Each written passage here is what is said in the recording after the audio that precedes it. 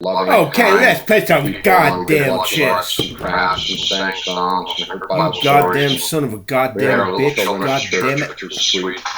And it was a really pleasant experience. And I, as a Suck my child, slut. just The believed fuck the is whole this? thing, like a child would, and Street praise whore. Jesus. There was no religion in our household, like zero. Come on, you street whore from China.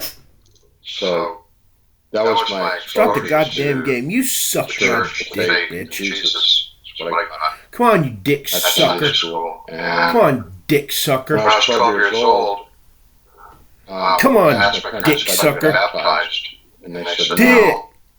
Dick. And so I wanted to get baptized, so I talked to the pastor Dick. at the age of 12 I was Dick. baptized. Dick. Which I think is an important part of the story because I had a Suck my motherfucking for a dick. child, I had a strong faith, and two, Jesus doesn't like to lose baptized people ever. And so, when I Suck was my like 15 dick, years old, bitch. I stopped going to church because it was boring. Suck my dick, bitch.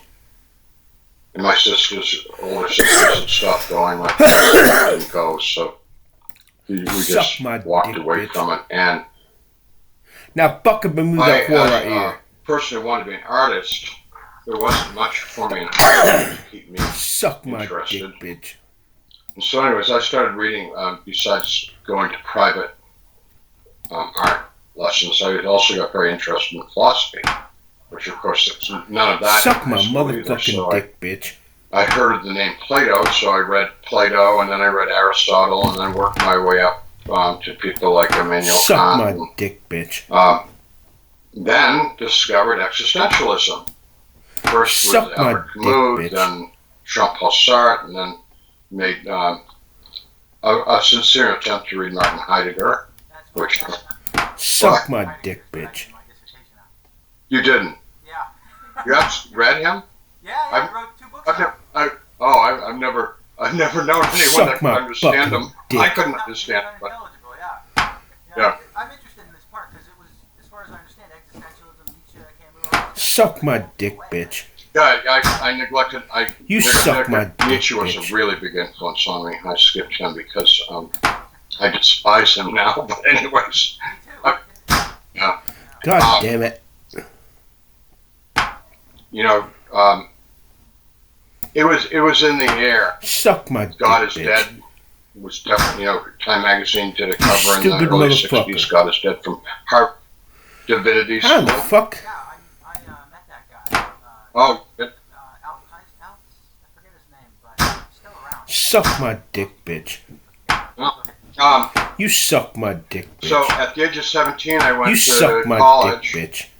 and my first It's semester time to I Jen took has Uzi Philosophy arms, 101 motherfucker. with Professor Dickens, and he was a atheist existentialist. Has Uzi arms. And we used to go into town, me and Professor Suck Dickens my and a couple dick, of bitch. students, and stay until 2 o'clock in the morning, smoking unfiltered Camel cigarettes and drinking pitchers of beer and talking about basically very, very cynical, sarcastic society. That religion was the Suck opiate of my the dick, people. bitch. It was, it was all a big fantasy for those that were too weak to deal with the reality that life is meaningless. Suck my dick, And then you bitch. die, and the whole point of life is a lot of suffering, and you seek pleasure wherever you can find it, and try not to get arrested. Suck my dick, Now, bitch. that would diminish your pleasure. Suck my really, that was motherfucking it. dick, Like, bitch. sort of amoral, with the exception of, don't get caught, right? And live for your own gratification. So I went to San Francisco with my Suck my young wife, who motherfucking got married dick, when we were bitch. 18, shotgun wedding, and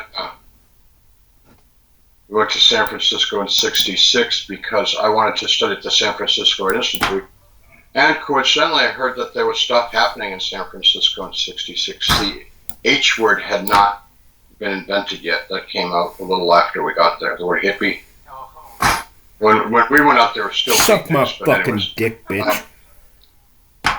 And it was like, wow, this is great. I mean, it's like Suck my dick. the only time in my life, in terms of Suck my society, dick, where I was in bitch. the right time and the right place. You know, I mean, because we would say this is where it's at, and we literally believed the people that I hung out with. It's completely God damn it. God unrealistic fantasy, fucking but we damn really it. believed that we were going to create a God damn world it. of peace and love, and everybody Son was of a getting along, bitch. and there would no longer be problems, and everybody would just share everything and love each other, and you know. One of the things, just an aside, one of the things that destroyed all that was drugs. It started, it went from recreational drugs to very heavy and dangerous drugs like PCP and stuff like that, which I knew dozens, if not hundreds of people that came out to San Francisco and within months, we called them brain fried. People that couldn't make a coherent sentence, obviously couldn't hold a job, couldn't go to school, and couldn't maintain any hygiene or anything. I'll get rid of it. I'll quiet my phone. It was really sad to see God fucking beautiful damn young it. people, and then meet them a few months later, and they're like gone. God damn it. Totally gone. God damn it. I'd like to think that many of them eventually recovered, but the drugs were toxic. The whole hippie thing was over by '68. It was just people in the Midwest didn't know that, so they tried to keep it going, but it was. In San Francisco, it was done. It lasted 2 short years, basically. And also, people got wind of the naivete of the young people in San Francisco, so you Jesus had goddamn predators fucking move into Christ. the scene and take it over, and like horrible things started to happen. But anyways, so I almost be a 2,000 rate, so got my degree from bitch. San Francisco God Institute, went to the University of fucking- California, Berkeley. Now fucking been reading this This goddamn was whole out here, the you time son of of a the bitch.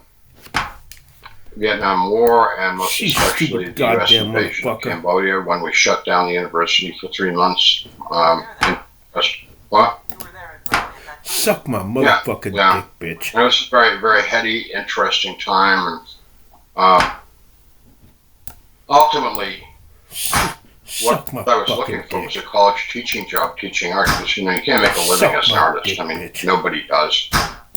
Suck my I mean, dick, bitch. Your odds of becoming a movie star are greater than actually making a livelihood painting and sculpting. So, Son of a bitch.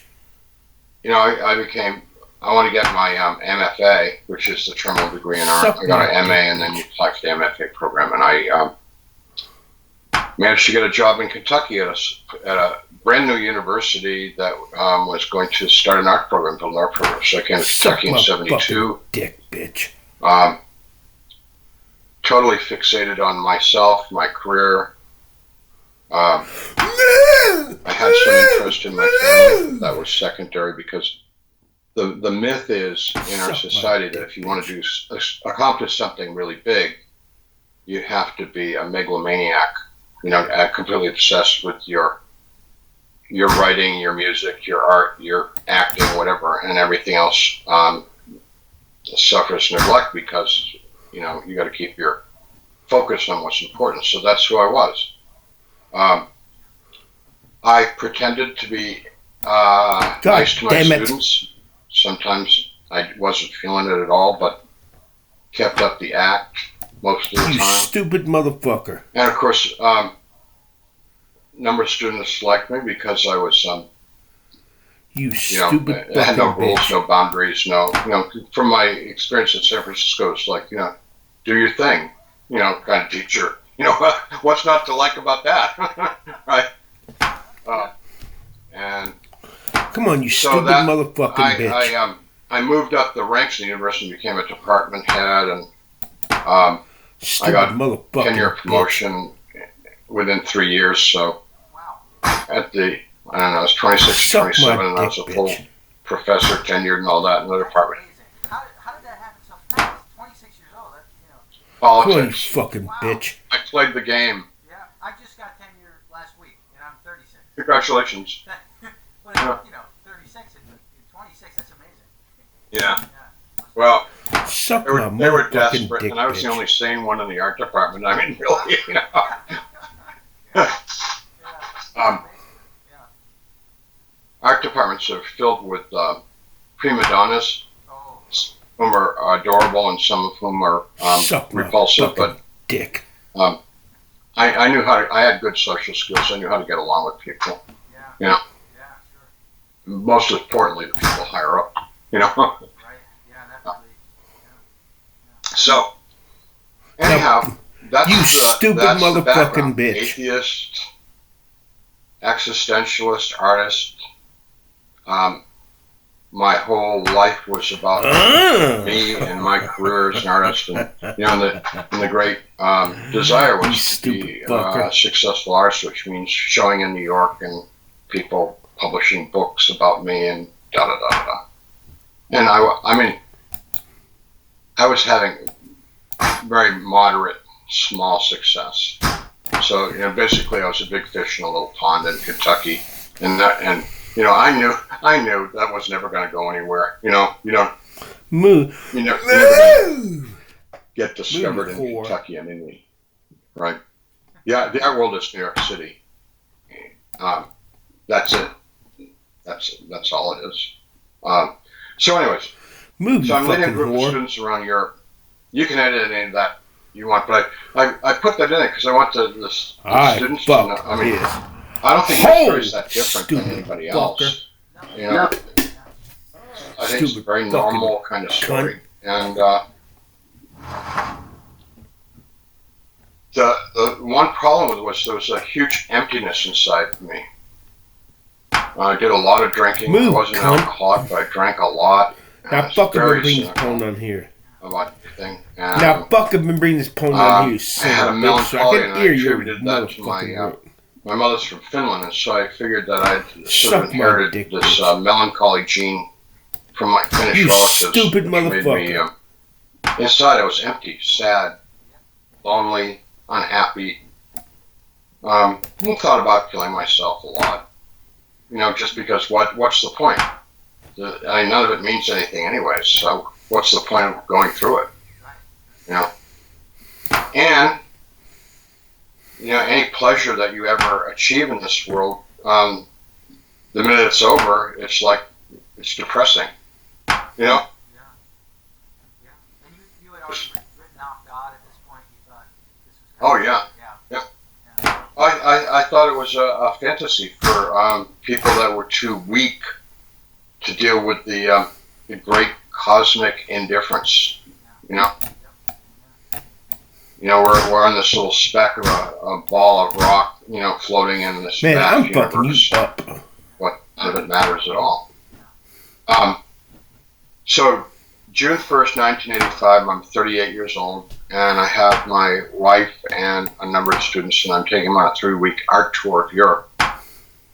And on the last day of the tour, which was June 1st, the next day we Suck were my going dick. to the airport to leave to come back to the U.S. At 11 o'clock in the morning, while we're in the hotel, trying to rally the troops, I'd burned them out on too much art, too many museums. We kept up a pretty frantic pace going off. We went all over. I had a perforation of the duodenum, which your esophagus goes into your stomach goes into what's called the small stomach, and then that goes into your intestines, and a hole burst in my small stomach. So the digestive fluids, the hydrochloric acid, which is what breaks your food down and stuff, and bacteria and all that, was now migrating out into my abdominal cavity. Well, that's the technical thing. What it was, I was sitting Hell there no, I'm gonna talking kick to your one of my ass. students in the hotel, and all of a sudden I went down to the ground, screaming, kicking, and in Stupid terror bitch. because I had the most amazingly acute pain Hell in no, the I'm middle gonna kick of your my goddamn abdomen ass. from out of the clear blue sky.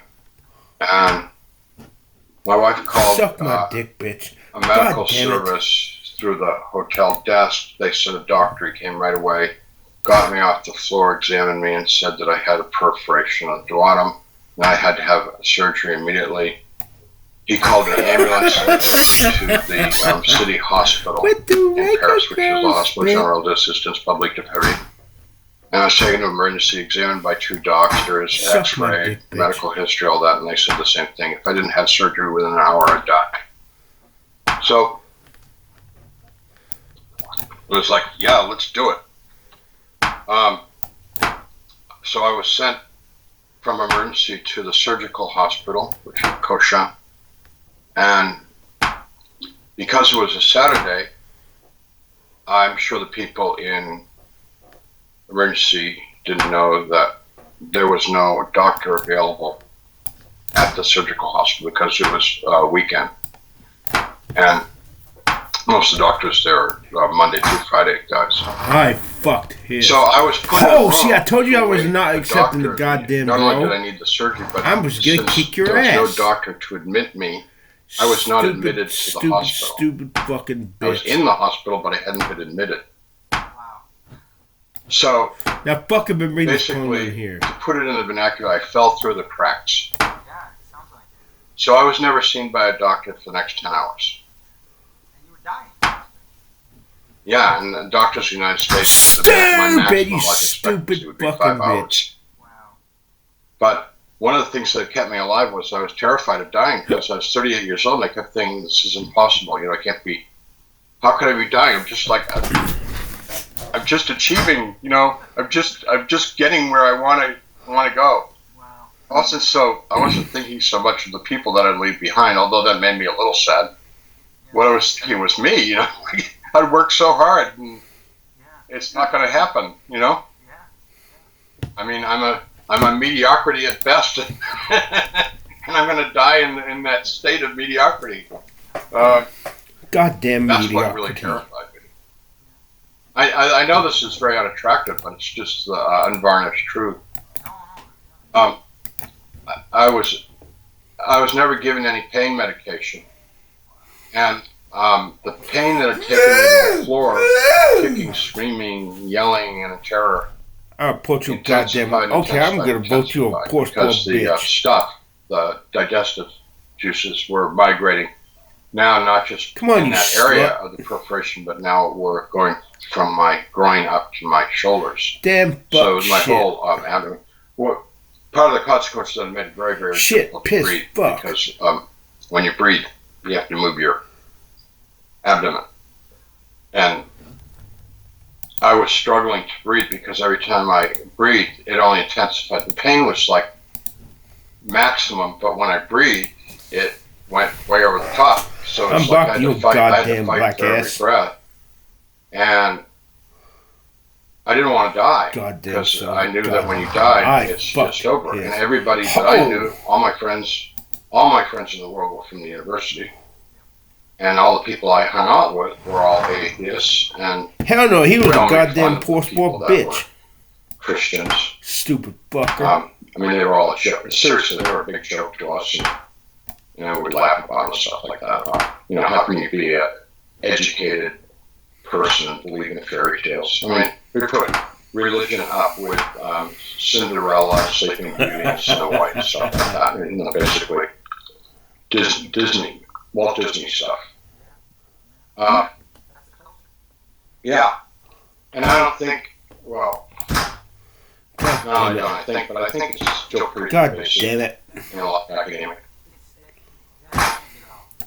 God fucking damn it. I want to talk about that later, but I'll keep going with the story. Yeah. What do you want? I think they're doing a huge disservice to our young people. But anyways, at 8:30 that night. This started at 11. At 8:30 at night, the nurse came into the room and she said she was sorry, but they were unable to locate a doctor, and that they would try and get one the next day, which was Sunday. Well, I knew. I didn't feel. I didn't think. I knew I was dying. And like she said, we'll try and get a doctor tomorrow. It was like, I'm done. You know. Then more, I can't do this anymore. I'm out of strength. And so my wife and I said our goodbyes, and that was it was painful because I've never seen her so sad in her life. I mean, it was a miserable day for her because sitting there watching me fade away, you know. Jesus fucking Christ. And then when we said our goodbyes, she knew, you know, that I was done. It was over.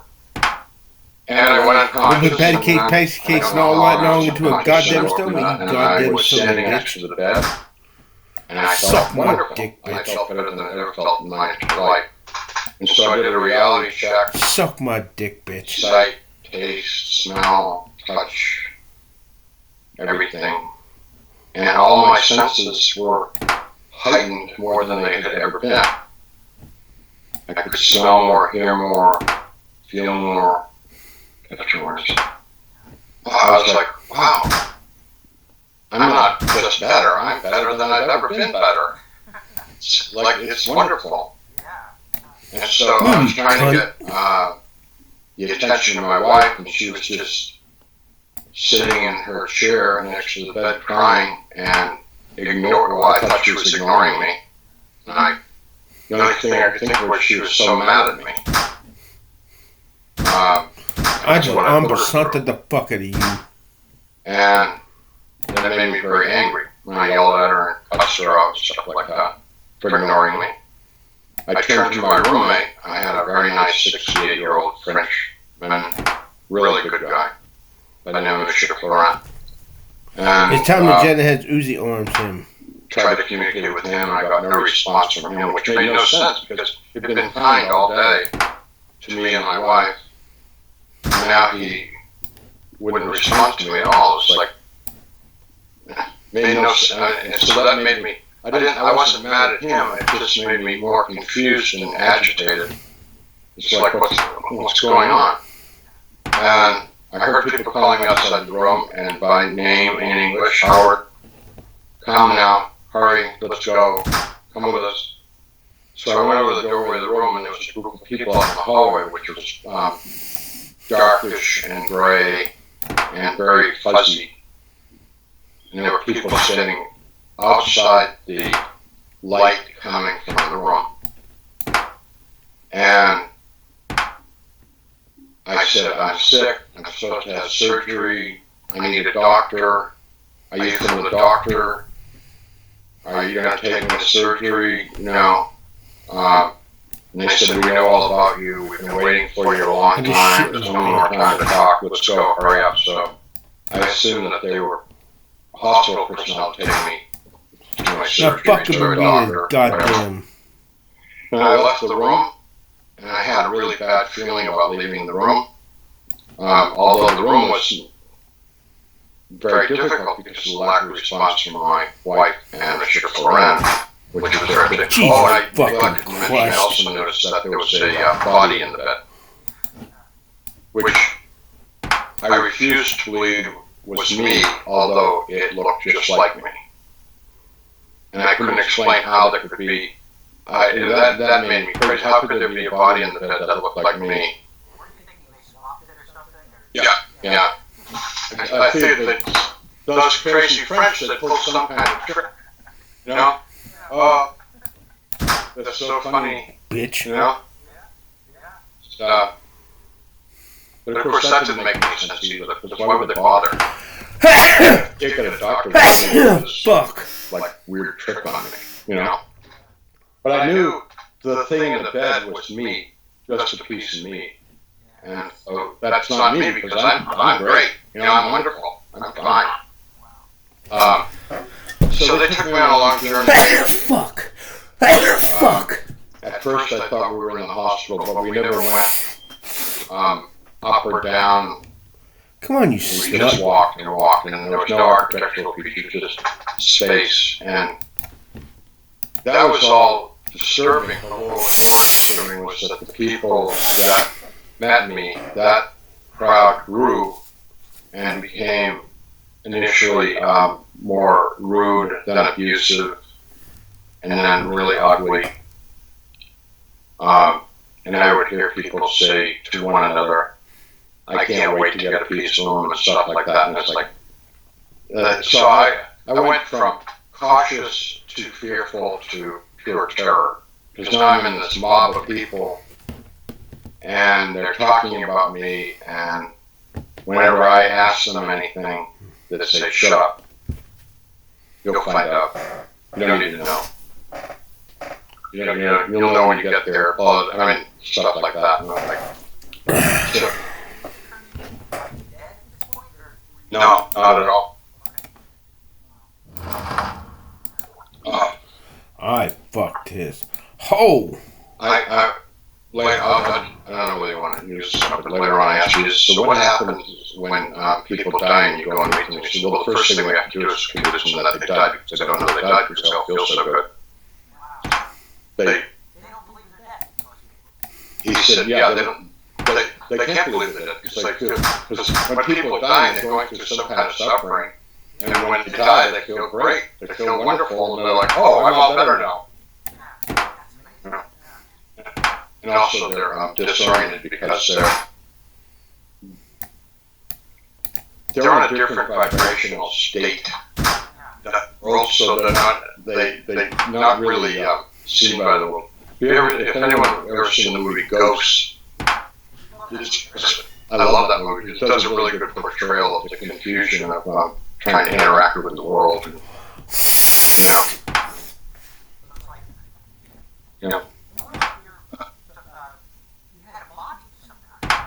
Yeah. How does that? You think it was your soul or your body or what? Well, I mean, what I come to believe that my consciousness was so materialistic that I had to retain that as my identity.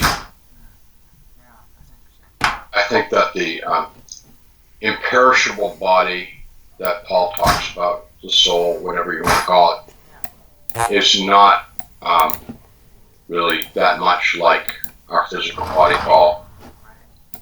But we carry into the afterlife everything that we had before it.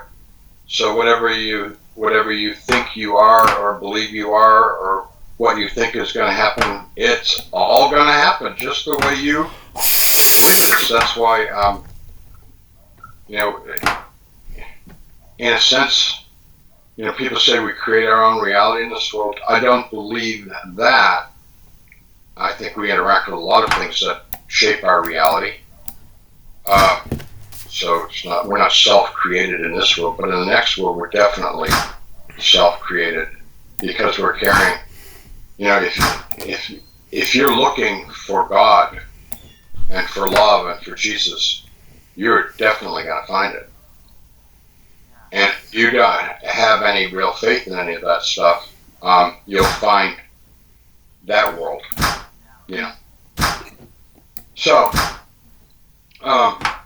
we're in abject darkness. There's a lot of people around me. I don't know how many, maybe hundreds, possibly. And I said, I'm not going to go with you any further. And they said, now you get further to go. And so they started to push and pull, and I fought back, and I fought long and hard, and they were playing with me, and their punching, hitting, kicking turned to biting, scratching, chewing, clinging, invasive things. It got really horrible. Now don't talk about that. Never have, never will. It's all just totally disgusting. And I've said this, the biggest sadist in the world can't really imagine how sadistic people can be in that world of hopelessness, and there's no rules down there. There's no boundaries. There's no restraint, because in that world of nothing and hopelessness and despair, people just gnaw and chew. You know? Yeah, it sounds like it was like a jail if there were no guards. Yeah, exactly. Recently, I spent a week at a maximum security prison in Ohio and got to know some prisoners, and they were telling me about life in a maximum security. It's awful, really awful. They said you never know when someone's going to stab you. They said you have to always be worried that someone's going to stick for a reason, because there's lots of crazy people in prison who are not in the mental ward who just as soon stab you just because they want to. We were trying to, of course, convince them to become Christians, and one of the big dangers of being a Christian in a prison is that makes you a target. So if they become a Christian, they have to keep it secret, because otherwise other prisoners will do them violence, real violence. You know. So anyways, they did enough so that I was basically looked like roadkill, and I'm lying there. People are kicking me, and I'm not responding anymore, which irritated them greatly that I couldn't respond anymore. And I heard a voice say, "Pray to God," and I think it came from inside of me, that voice. Your chest, right, you said? Yeah. Yeah, that's interesting. And I thought, I don't believe in God. And the voice said, "Pray to God." And I thought, I don't know how to pray. I don't pray.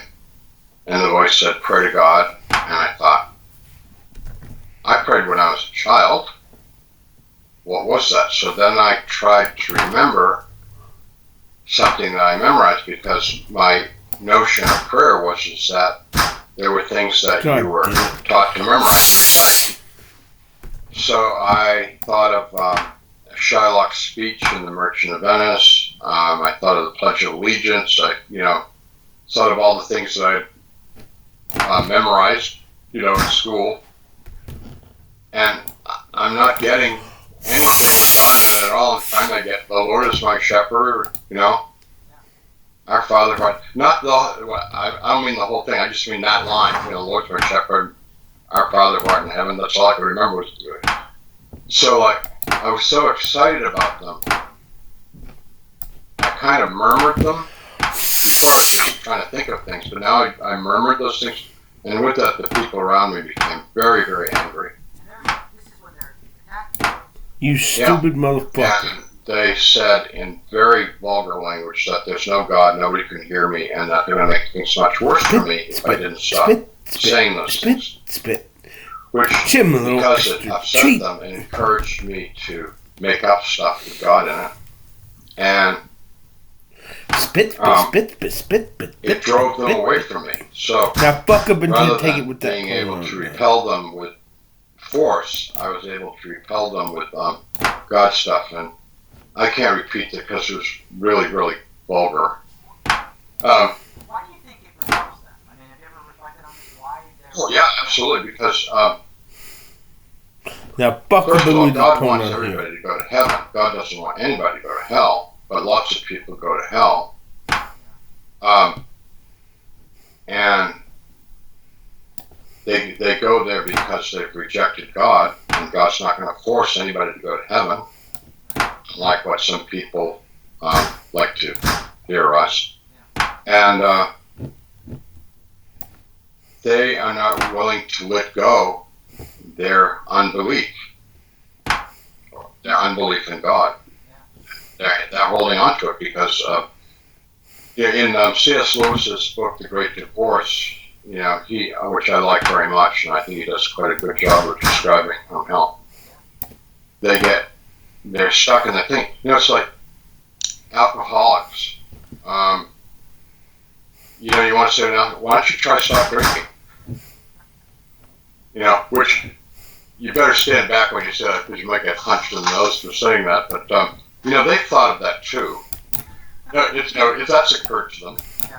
Yeah. They're not stupid, but they're locked in. They're locked into it, and it's more psychological addiction. There's a physical aspect of it, but all addictions, overeating, sexual abuse, etc. All these things. Reading a really good book by Richard Rohr, called Breathing Underwater. Great book, but anyways, he talks about everybody's addicted to something, Yeah.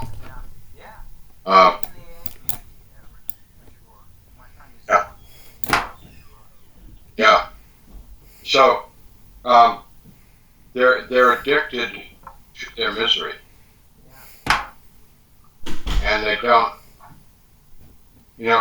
As a pastor, I'd love to say, you want happiness, you want joy, you want peace, you want love, you want hope. Ask Jesus. Get out of here, leave me alone. But I'm trying to give you everything you don't have. It's not I can give it to him, but God can give it to him. I'm trying to, you can get it. Just ask him. Ask God for it. You get it. And it's like, leave me alone. It's like, no, I'm serious. I'm really serious. It's really frustrating. Trying to. I mean, I have a few successes. It's time Jen has Uzi arms him. Yeah. So, I'm lying there, and I go over my life, and I realize that I have failed in everything now, that I thought about. That I failed in my relationship with my parents, my wife, my sisters, my kids, my students. I was a failure as an artist. I was a big nothing in the art world. And that I began to try and understand my situation. I realized that I now realized that I was no longer in the world. I was gone from the world. Dead to the world, but still very much alive in some other place. And what I thought is that if you fail life, or the way I thought of it, if you live a garbage life, you end up in the garbage heap. So what I concluded was I had gone down the stupid fucker cesspool, and that this was the entry to the cesspool, and where they wanted to take me was much deeper into it, and I hadn't gotten there yet. I did not want to be there, and I felt like I was stuck there, and there was no way out. I mean, this was it. And to talk about the pit of despair, hell has many names in the biblical literature. It's sometimes called the abyss, sometimes it's called the pit.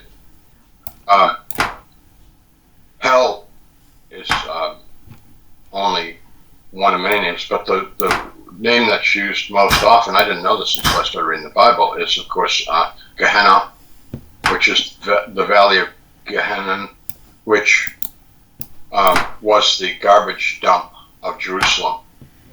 And people would take their garbage and their rubbish and trash out there, and there were perpetual fires there.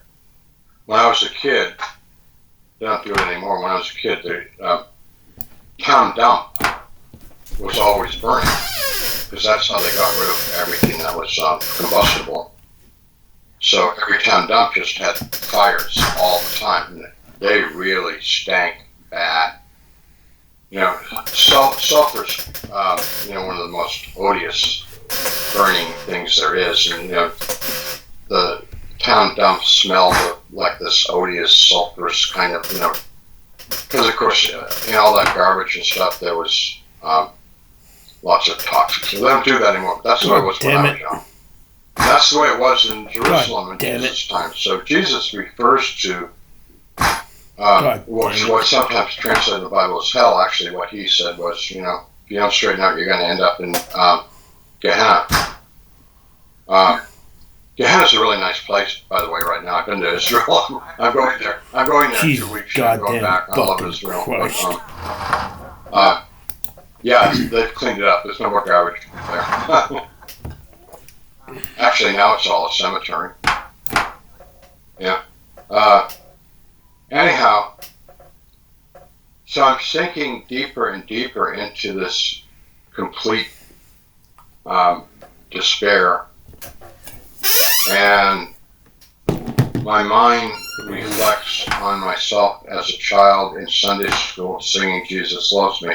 And I could see myself as a little kid with a bunch of other kids, and we're all like saying, vigorously, full of enthusiasm, Jesus loves me. And as I saw that in my mind, I felt it in my heart. I felt what I believed as a little kid. And I began to debate with myself, could that be true? Stupid fucker. What I believed then was that stupid, because that was so fact, fucking something trustworthy. Stupid, this fuck. And as I started to think about it, I thought, I don't want to think about this anymore. I just want to believe it. I just want it to be true. So I called out into the darkness, Jesus, please save me. And which is something I would have said as a little child. And a tiny light appeared in the darkness, got very bright, and it came over me, possibly brilliant white light. And I worked as a welder for a while when I was young, and it was much brighter than a welding light, which you have to wear this black move that glass visor to look when you weld. You have, because it'll blind you if you look directly into it. And this light was brighter than that welding light. Oh my good God, Holy Ghost! So it's light, but it's not light because it didn't blind me. It was like so beautiful. Holy God! And out of it came hands and arms and reached down and Holy God, touched me, and I came all together. I just within like 1 or 2 seconds, I was all healed up, and more importantly than the healing, much more importantly, was I was filled with a love that impossible to describe. It was so great, so overwhelming. And his hands and arms picked me up without any effort and embraced me very firmly up against himself. And I put my arms around him and held on to him and cried all my tears of a lifetime of happiness. And I'm holding on to him and slobbering on his chest, really big time slobbering, which was embarrassing, but I didn't care. He didn't seem to mind. And, he was rubbing my back like a mother or a father would rub their child's back. He was just rubbing my back. And I realized in all this that we were exiting, going directly upward and out of that place of darkness. And I was just happy about that. Holding on to him because I didn't want him to drop me. Which was funny because of course he wouldn't drop me. I was actually worried that he might drop me. So I was hanging on to him and he was holding on to me. And we're moving through space and I want to man up. I want to stop, weeping. It's embarrassing. And I'm trying to not cry so much, and I look to where we're moving, and I see what at first I think is a big galaxy of light, with all kinds of activity around it. And all of a sudden I realize that's God's house. That's where God lives. And that I am the stupidest person in the world because I've spent my whole life saying it doesn't exist. Not only for me personally, but for everyone that I knew. It's like, boy, were we dumb, And then I felt so ashamed, and I thought, I'm a piece of filth. Actually, a stronger language, but I'm cleaning it up. I felt he's made a terrible mistake. I don't belong here. Going towards this world of light of God's house. And we stopped our progress towards it. And he spoke to me in my mind, telepathically for the first time, and he said, we don't make mistakes, you belong here. And then I thought, how do you know I thought that? And he said to me telepathically, I know everything you've ever thought. And then I thought, it's not good, because I thought lots of things I don't want you to know that I thought. And immediately started thinking about those things. Mostly revolved around female anatomy. I've always liked women too much. And he laughed and laughed. He thought that was funny. And it occurred to me, it was okay. You know?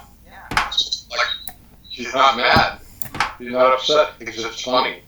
Because, you know, if you try and think about things you don't want to think about, you're going to think about, right? Yeah. One of the things I like to tell people about Jesus, not only does he love us more than we ever possibly imagine how much we could be loved, he also likes us the way we are. And that's not surprising since he made us. If you read the Gospel of John, you realize that he made us, and he made our noses, our ears, our minds, our hair, you know, our shoulders, you know, the whole works. And what mother, what father doesn't like their child? You don't always like what they do, you know. But, I mean, most parents love their kids, you know.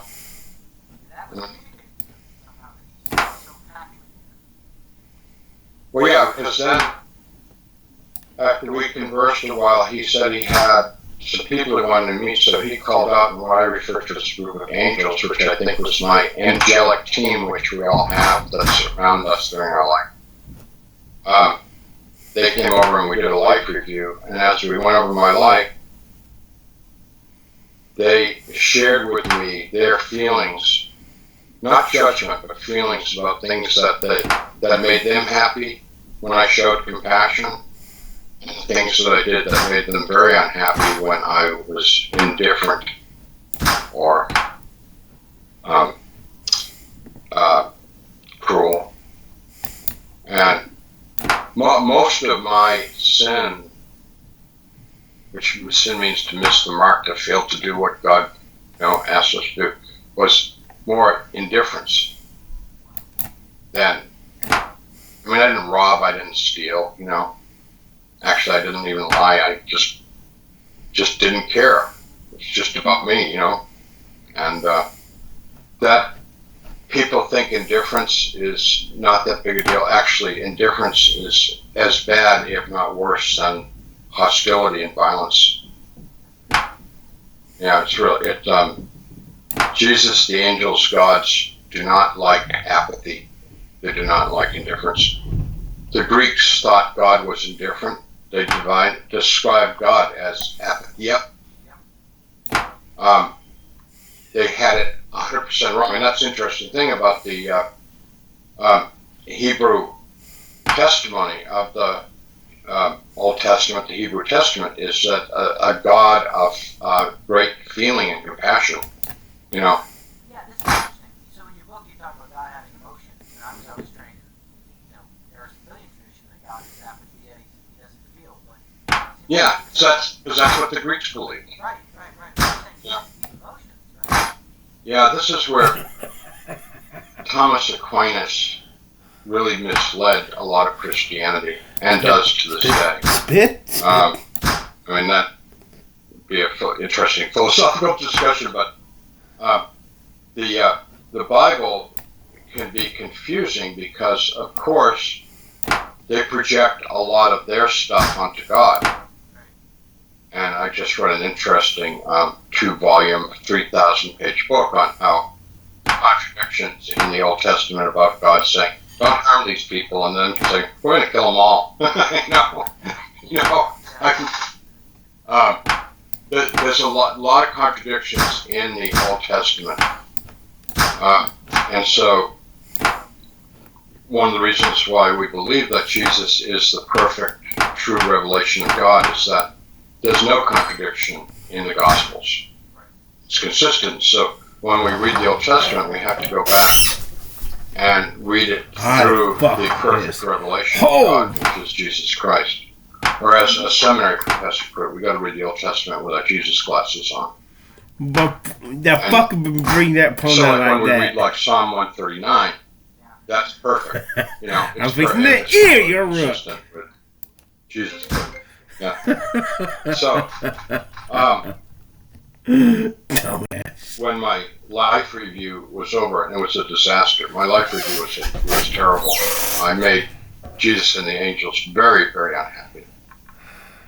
And the last thing I wanted to do was to make them unhappy, because he's now my best friend, my savior, my buddy, my God, my, everything. And all of a sudden, I'm like really, really crazy. And his unhappiness was his disappointment that he had created me to be this loving, kind, creative, interesting person, and I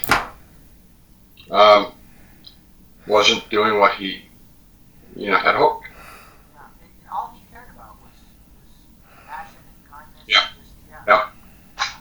Passion's the word. I like the word compassion because it's more specific than the word love. The word love in our society is so abused.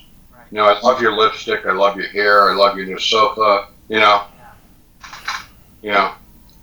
love Michael Jackson. I don't love Michael Jackson. You know what I mean? So the word love is the most important word in the whole language of the world. It's been so abused that it's misused and it's become sentiment. And when you love someone, you may feel warm and fuzzy, but you can also love someone and make sure that they go to jail. Tough love means not letting your addict son or daughter into the house.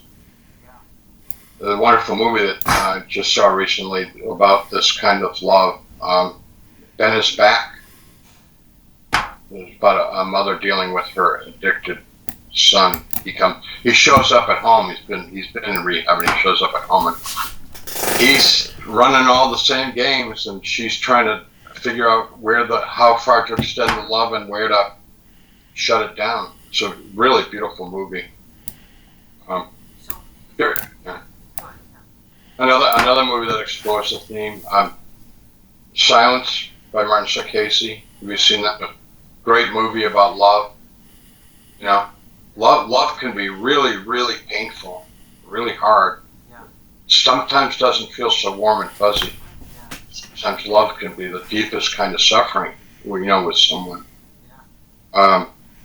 So the word compassion, being with passion with someone, being with feeling with someone, is a little more specific, One of the things you talk about, I think, is in the book interviews, is students come to your office, and as you're looking through the life review, Homer Fields or something his name was.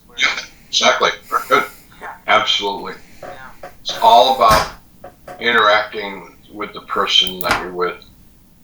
And one of the ways that I try and live that, and this is so minor, but I think it's important. You know how when you go to a store now or a restaurant, they wear name tags? Yeah. I call people by their name. I'm especially interested in baggers. Because that's like the bottom run in the grocery store, right? Yeah. Being a bagger. Yeah. So like, Chuck, how's it going? And they always look at me like, you actually think I'm a human being? I mean, they usually are so surprised they don't know what to say. When, you just acknowledge their presence. And I thank them for bagging my groceries. I also talk to the cashier. I mean, servers. This is what changed me 15 years ago. That was a shitty game. Small things. It seems like just minor interactions, not these grand. And most importantly of all, with children. Really? Most important. Yeah, Jesus said the most important job is children. Yeah, that's right. And if we want to change the world, we're going to have to change the way that we deal with children. Wow.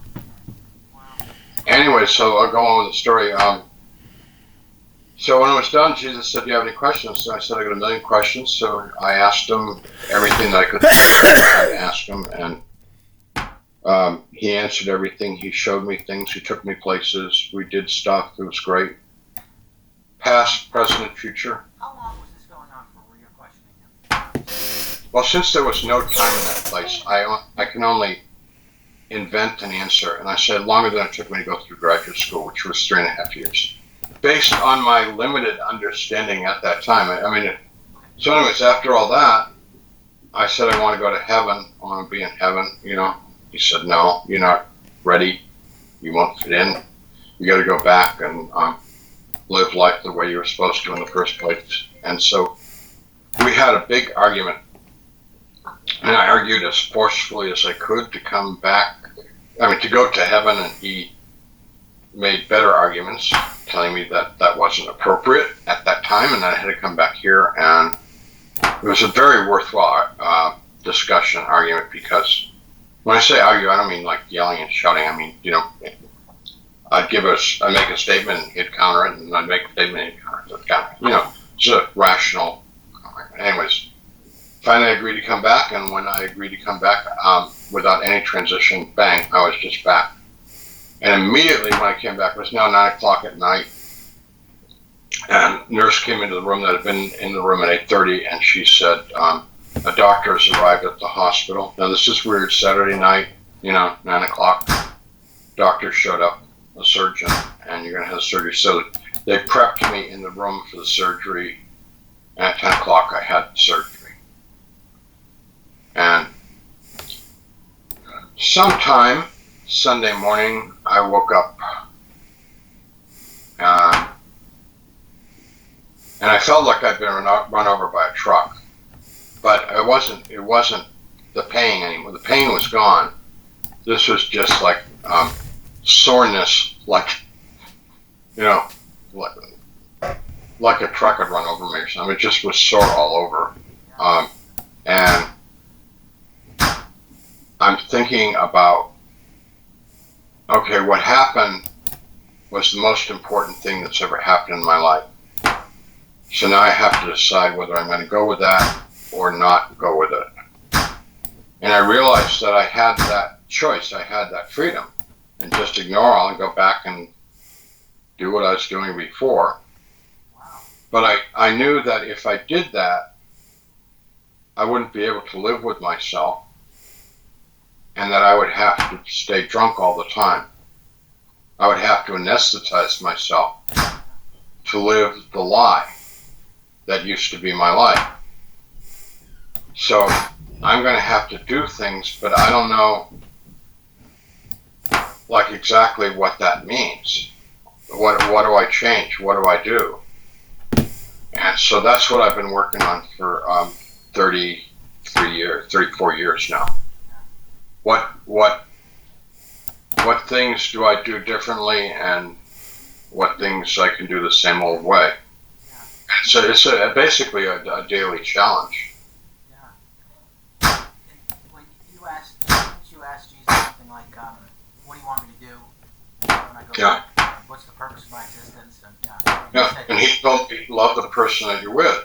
And I told him, okay, fine, but what do you want me to do? So we had a big discussion about that, and part of it was that I said, well, when I go back, I want to build you a big shrine. Make it so I'll buy a piece of land out in the country, and I'll scavenge materials and, rebar and concrete and stone and stuff, and I'll make this big shrine to Jesus, and it'll be so amazingly weird and wonderful that people will come from all over the world to see it, and they'll know that you are, the one, you're the man, you're God, you're the Lord. And he said, please don't do that. I said, well, why? And he said, I don't need it. I don't want it. I don't want you to go bury yourself in a big project. You're doing that your whole life. He said, I want you to go back and interact with people, People are a big distraction, You're a megalomaniac. And that's all. He just wanted you to love the person that's near you. Yeah. And you thought it would be simple, right? Well, it turns out it's sometimes it's extremely easy. I mean, sometimes I'm dealing with really sweet, lovable people, and they're just adorable. And it's like I fall in love with them. My wife chastised me the other day because I was telling her how much I loved not my church secretary, but another church secretary. And she said, "Don't say you love her." I said, "But I love a lot of people. I'm trying to love everybody that I meet." She said, "You can't go around saying that. Don't say that." And I said, "I want to say it. It's true. It's what I believe." And she said, "Well, stop saying that. Say you like them a lot, or you know." I mean, it's really frustrating because, like, after my near-death experience, I told everybody that I loved them, and they all thought I was crazy. I was sick, so it's like, okay, he's ranting.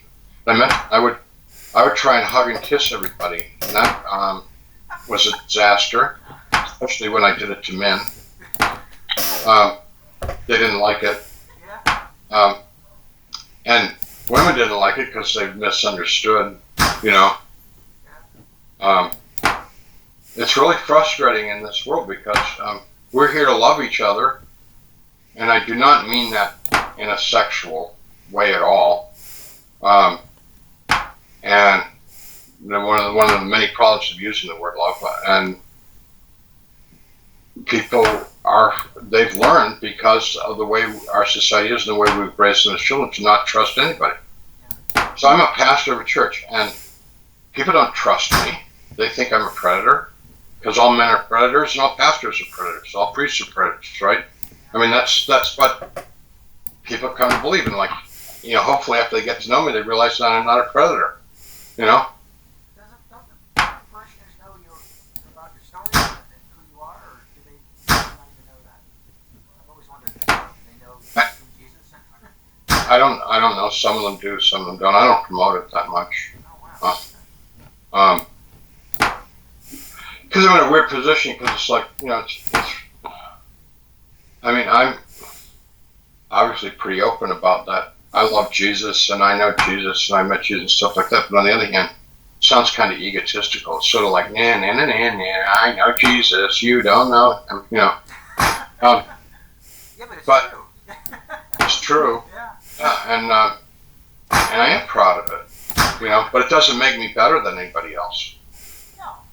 Matter of fact, I mean, the other egotism is I'm the worst sinner in the world. Right.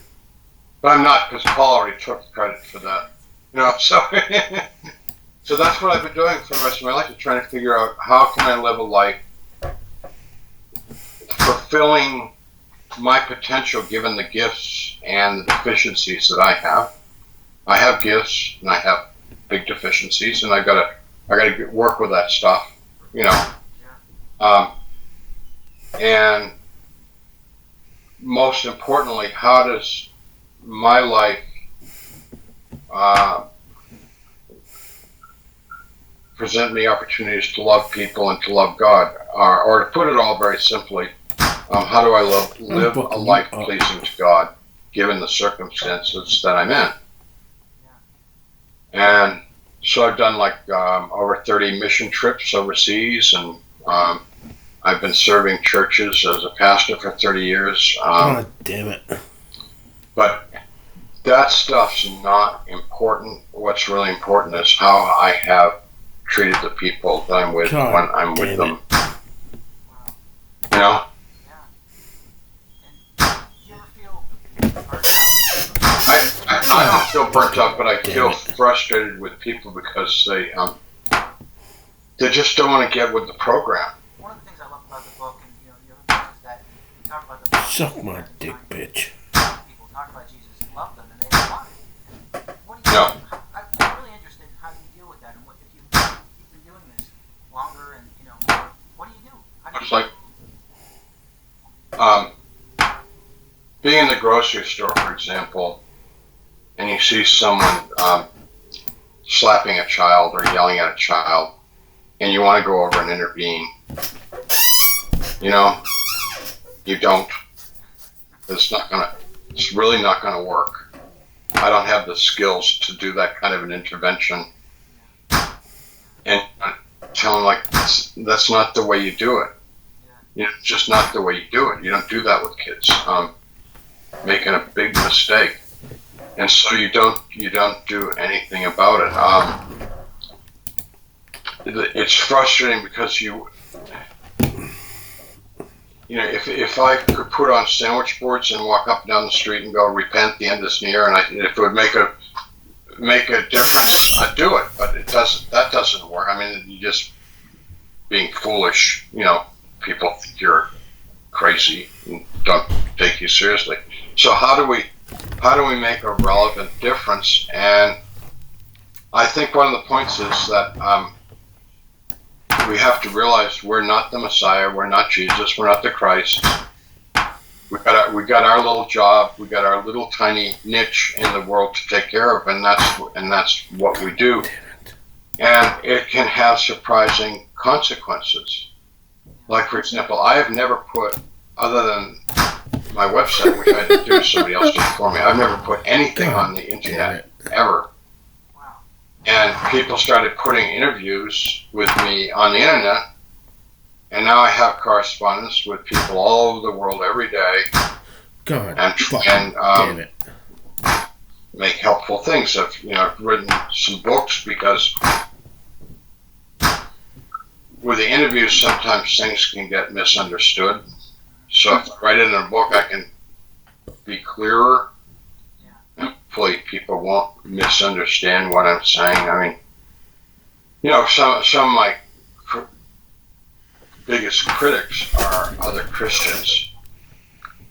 And it's disappointing because I don't think they have either willingly or unwillingly understood what I was trying to say. God damn it. I've never said all religions are the same, but people say that I say that. Jesus. I never said it. One of the things I noticed is you're very careful. Jesus goddamn Christ. I can tell you're trying to speak to that person and not to offend. Exactly. You can't offend us, though, so whatever. Jesus goddamn fucking Christ. I'll go back to how. I asked Jesus, what's the best religion? And what I was thinking, because at that time I wasn't religious, I meant Presbyterian, Catholic, Baptist, Methodist, Episcopalian. That's what I meant by best religion. Technically what I should have said, which is the best Christian denomination, but I didn't know what a Christian denomination was. I mean, it was outside of my realm. And so I asked him, what's the best religion? Meaning, basically, he said, the one that brings you closest to God. Jesus goddamn. Now, it's a two-part question, so there's a follow-up, but I want to explain. The one that brings you closest to God is like, go to that church, that denomination, that faith, where you connect with God. It's good advice, If you go to a church and all they're preaching is hellfire and damnation, get out of there. If you go to a church and all they're talking about is fundraising, or all they want is what are they going to do after Super Bowl Sunday for fun? Get out of there. I mean, nothing wrong with churches trying gimmicks, but I mean, if their whole focus is on that, I mean, you want to go to a church where it's about God, and it's about love, and it's about Jesus, and it's about faith, and about being good to people, not a church that's self-serving. Or I was with a group, and it was a clergy counseling group, and the psychologist said how upset he was because he went to a big church, and the preacher talked about how they were the best church in the whole city and stuff like that. And he said, it was such a turn-up. It's like, churches are not supposed to be narcissistic. We're the best. Like, really? I said, when he told me, go to the one that brings you closer to God, it's like, because he's thinking about me coming back. At that time, I wasn't thinking about me coming back. He's thinking about it. He's going, go find a church. He's saying, go find a church. Goddamn Christ, He wouldn't tell me to become a Presbyterian or a Catholic or anything, He wanted me to figure it out, which is consistent with Jesus in the Gospels. Everybody asks him these simple questions. He says, you go figure it out. Thanks, Jesus. with all of his troubles. So the follow-up to the question was, give me a goddamn person I can beat. I said, but which one is it? Which one? Give me a name. And he said, there's good people in bad religions, and there's bad people in good religions, and you need to find it out for yourself. And I've been pastoring now for 30 years, and he's absolutely right. Every church that I've experienced and that I know of, because I hang out with a lot of pastors, there's like some really terrible people, and there's a lot of really good people, and there's a whole lot of people in between. And God damn it. You can't judge a church that way. Churches are there for hopefully everybody. And the churches would be a whole lot better if there were a whole lot more sinners in the church. And less people that thought they were so self-righteous. God damn it. My wife and I love to go to different... as a pastor, I got to show up at my church mostly.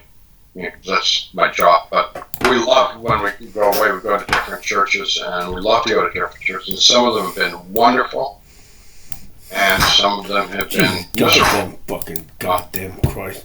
And cunt, goddamn God, but some of it's music, some of it's preaching, but mostly it's just like the feeling of love there or not love. Holy goddamn ghost. That's it. Holy goddamn. So if someone asks me, what's the church that you go to, I say, well, what were you raised? And I say, Methodist. I say, go to Methodist church. I don't have anything. It's like, just go where you belong. Go where, if you're Catholic, stay Catholic, And I say, I don't want to go to Catholic church. I say, okay, fine, go to Episcopal church then, whatever, Well, here's my answer. People,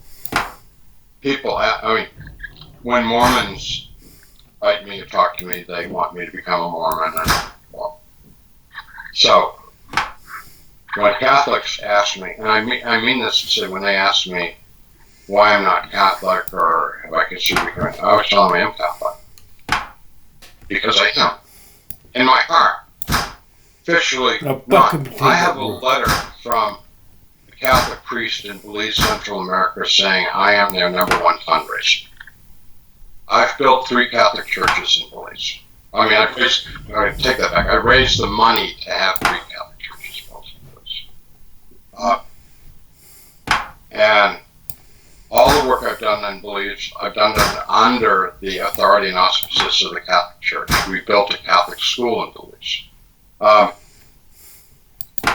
When people ask me if I'm Catholic, I go, yeah, I'm Catholic. I am not officially a member of the Roman Catholic Church, but I consider myself a Catholic. But I also consider, and this is what probably people don't understand, I also consider myself to be a Methodist and a Presbyterian, a Lutheran, and an Episcopalian. And that may sound like fancy. Well, I believe that. And I also believe that that's what Jesus believes. Jesus says in the Gospel of John that they all may be one, as we are one. And so I'm just trying to be faithful to Jesus and not faithful to people that want to be divisive. I don't see the divisions as healthy. I see them as unhealthy. Yeah. Right. So, God damn it. I love the Catholic Church. There's things about the Catholic Church that I could be critical of, but generally, I support it. My wife and I, when we have opportunities to go to Mass and participate fully, whatever, my best friend was a Catholic priest. He died, unfortunately. But he's working for me upstairs now, so that's...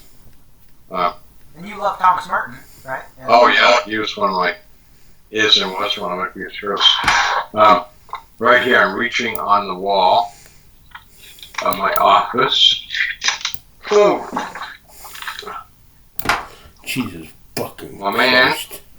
Jesus fucking Christ. He's watching over me. I like his hair. Yeah. I totally relate.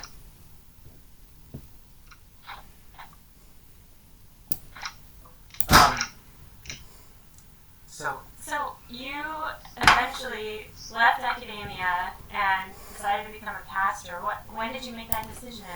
Well, as soon as I was fairly able, I started going to a church, which is the denomination that I had grown up in, and because someone invited me there.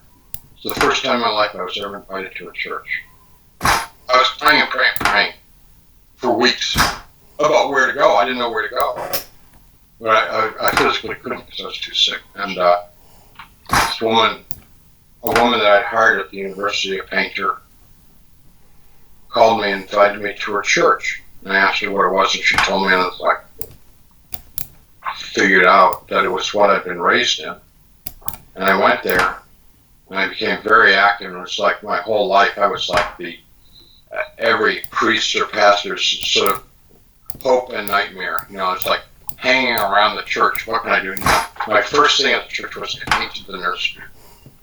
I started teaching Sunday school, and the pastor, who was excited about having a college professor in his church, he started after, well, I was taking classes and all this stuff, but over time, then he had me serve as liturgist, and then I'd been there a couple of years, and he asked me to do a sermon one time. I was just like, I mean, every time I did that stuff, it was like, this is what I need to be doing. And so it's a real struggle, but I told my wife that I wanted to go to seminary. She said no. So that argument went on for about a year or two. And finally I told her, I said, well, I'm going to seminary. And sorry you don't want me to, but I'm going to go anyways. And so I started seminary in 88. And in seminary I went to a Methodist seminary because I could commute there. It was only 70 miles away, so I was commuting to seminary afternoons and evenings, Jesus 70 miles of train. Did that for 3.5 years. And Jesus fucking while you're in seminary, you have to serve as a student pastor. So I started serving churches as a student pastor. And my last year at seminary, I was a student pastor, and they asked me to stay and be their pastor. It was a little dying inner city church. And I said I would. And so I started serving them in 91. And then I got ordained in 92. And I was installed as their full-time pastor in 92 after I was ordained.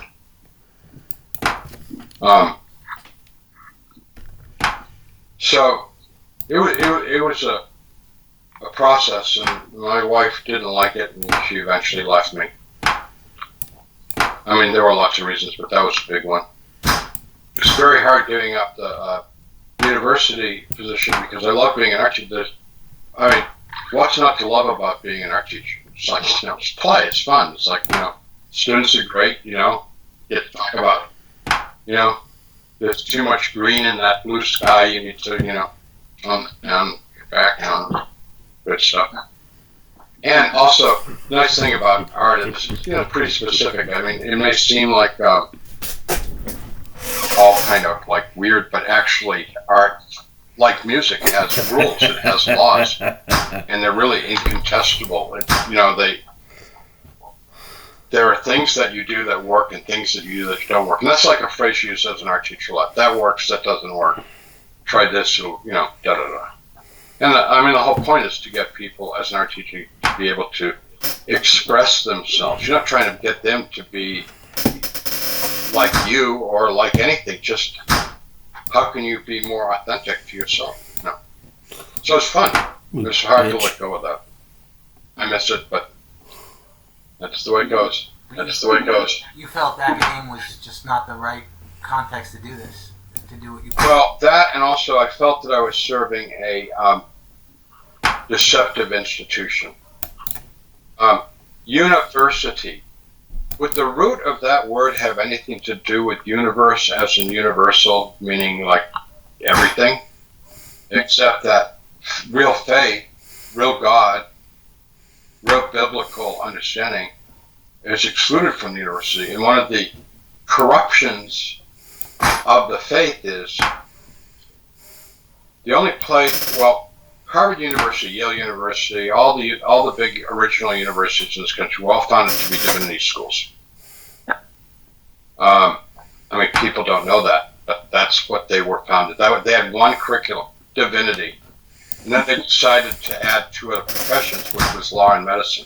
God damn it. And at the time they started adding more professions. But originally, their coursework was philosophy and theology, basically. That's what they found. Biblical studies. So, pastors were trained at universities, which were basically seminaries. Their purpose was to create clergy. Eventually, universities broadened their curriculum, and we got a distinctive form of school called a seminary, whose sole purpose was to train clergy. So, people that taught at seminaries tended to be people of faith, promoting faith. Academia, the universities, moved away from a faith-based education to a critical look at universities. So the training of clergy outside of seminaries took place in places where there was very, very critical, academically ambitious people trying to make a name for themselves by tearing the faith, tearing the church, tearing the Bible apart. Now, the church, the faith, the Bible are big enough and strong enough that they can pick it, but it can do like a lot of harm to faith development, and it can do a lot of harm to the people in the public. And I'll give you an example. There's a movement today, and I've actually known I've even had a class with some people of the Jesus seminar where they look at the Bible and say, Jesus didn't say this, Jesus might have said that. It doesn't do the faith any good at all. It does it a lot of harm. And they all get to publish, and they all get to write books and pat themselves in the back, just what scholars there. And they don't know, flat out, they don't know what they're talking about. They do not. It's all speculation, and it's like me. I have a friend that's obsessed with the conspiracy to blow up the Twin Towers in New York. I love my friend, but he drives me nuts because, ultimately, what is your point? Our government is so evil that they would kill thousands of innocent people and mine these buildings with bombs, and then create this big trick of airplanes flying into them, which really didn't destroy the buildings, but it's the bombs that blew up the buildings. And what is your point in all this? Where are you going with this? And it's so our biblical scholars who want to tear the church, the faith, and the Bible apart, and they're all interlinked. So when you do one, you do the other. What are you trying to achieve? Because I'm working the other side of the street. I'm working with a group of people called a church, trying to give them hope, trying to give them love, trying to give them faith. When I say give them, I don't give it to them. I'm trying to encourage them to get it. And based on what? What's my basis for this? It's not psychology. It's not because I'm a saint. Based on the biblical tradition, based on the church tradition, and based on the reality that this stuff is true, and if that you put it to the test, you'll find out how true it really is. So, the bottom line is, I say to people all the time, don't believe a word I say. Ask Jesus. Ask Jesus if he loves you. Go get on your knees and ask him, and you'll find out whether he's real or not. You'll find out whether he loves you. Don't take it from me. Take it from him. Go to the source. So that's what I'm working on. And then I hear these, quote, well-meaning academics tearing it all down and saying it's all a big lie. It's all a big myth. It's all a big story. You don't put faith in it. And then doing the same thing to the church. One of the most powerful things you've said is that, I guess this was apparent to you with your conversation with Jesus and the angels, was that God gave you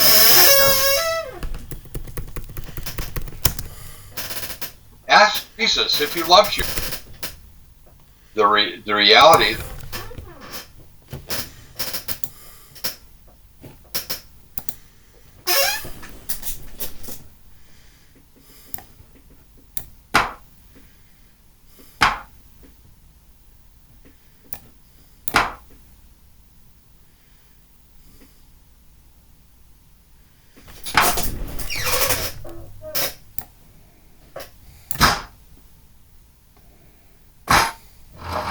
God damn it.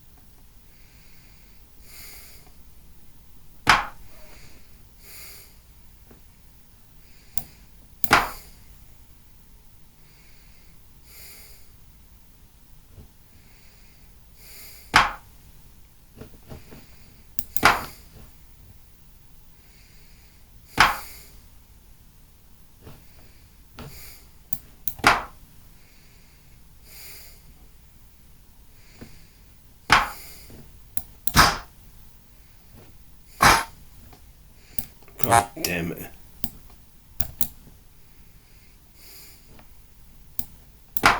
God damn it.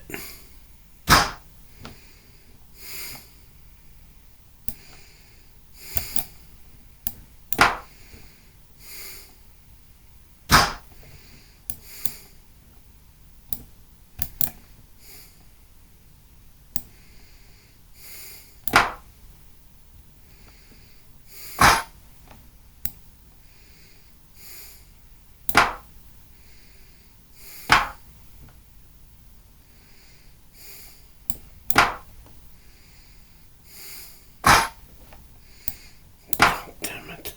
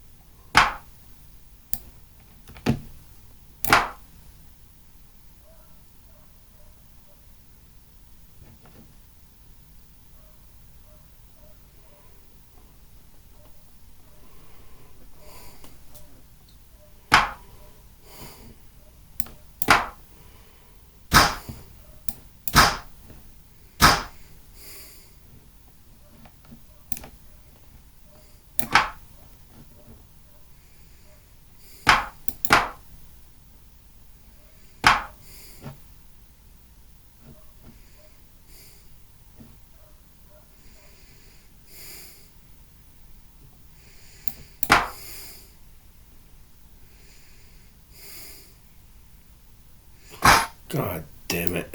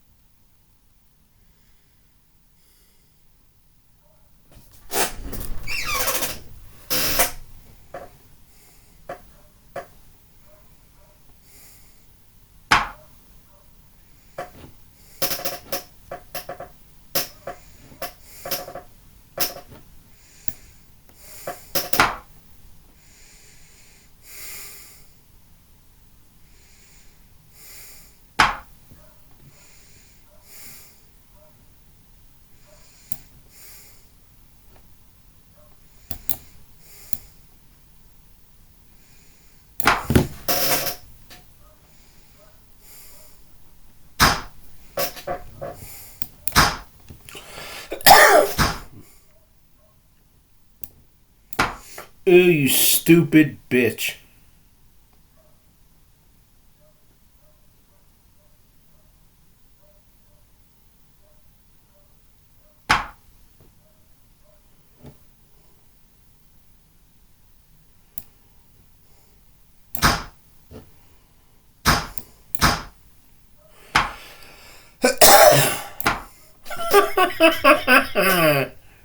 Stupid fucker.